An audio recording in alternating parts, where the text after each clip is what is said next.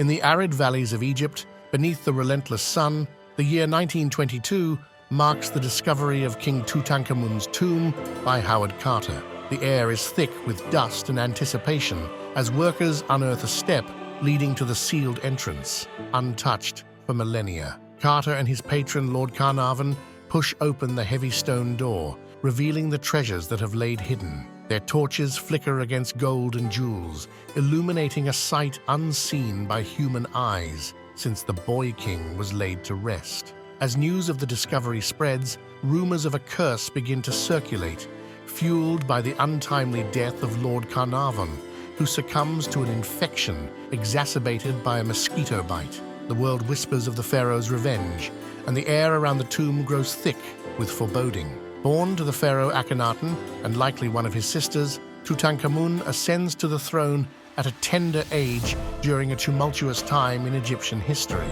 The young king is thrust into a world of political intrigue and religious reform. Under the guidance of advisors like Ai and Horemheb, Tutankhamun begins to restore the old gods, hoping to bring stability back to an empire rocked by his father's radical monotheism.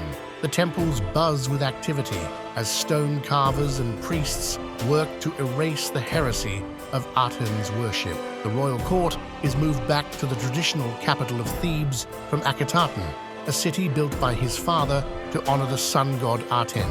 The Nile welcomes them back, its waters a refreshing change from the harsh, sun-baked plains of Akhetaten. Though his reign is short, Tutankhamun achieves fame through his efforts to restore traditional practices and through the wealth that fills his tomb.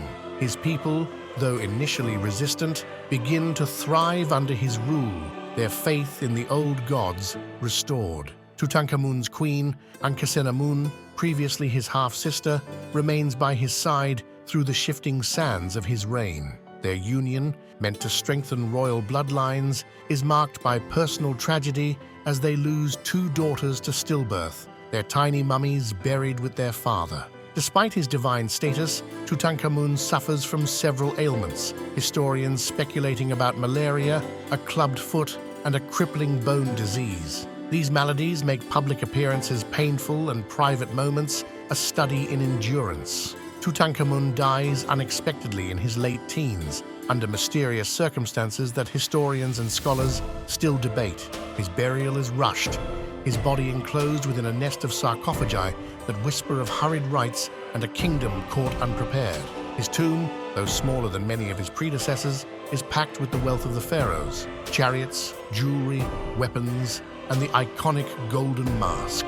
The priests seal the tomb with spells for protection and passages from the Book of the Dead, hoping to guide his spirit safely to the afterlife. After Tutankhamun's death, the throne passes to Ai, his advisor, who may have had designs on the kingship even while the boy king lived. The royal court is rife with whispers of conspiracy and murder, the corridors of power echoing with uneasy footsteps. As centuries pass, the sands of time swallow the memory of Tutankhamun, his tomb one of many dotting the Valley of the Kings. His legacy, obscured by the shifting political landscape, lies dormant under layers of stone and sand. Carter's discovery reawakens the world to Tutankhamun's story, his tomb offering a pristine glimpse into Egypt's majestic past. The artifacts within paint a picture of a young king's life and death, his hopes for eternity captured in the craftsmanship of his golden mask. The exhibition of Tutankhamun's treasures tours the world,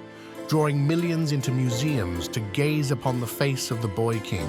His gold mask becomes a symbol of ancient Egypt's glory, sparking a renewed interest in Egyptology. Scholars continue to piece together his life from the artifacts and hieroglyphs that adorned his resting place. Each discovery sparks debates and theories about his reign, his death, and the role he played in restoring Egypt's traditional values. The tourism boom, fueled by Tutankhamun's legacy, brings wealth to Egypt, the ancient pharaoh's golden mask shining once more, this time as a beacon for curious travelers from around the globe. His death, though millennia past, contributes to his country's economy in ways the young king could never have imagined. Films, books, and documentaries attempt to reconstruct his reign, blending fact with fiction in an effort to understand the boy behind the mask.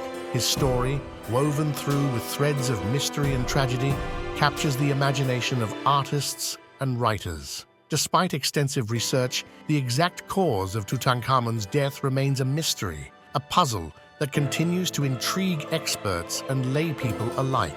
Theories abound, from murder to genetic illness, each adding layers to the legend of the Boy King. Our journey through time comes to an end for today. We embark on new adventures every week. If you relish the experience, please like and subscribe.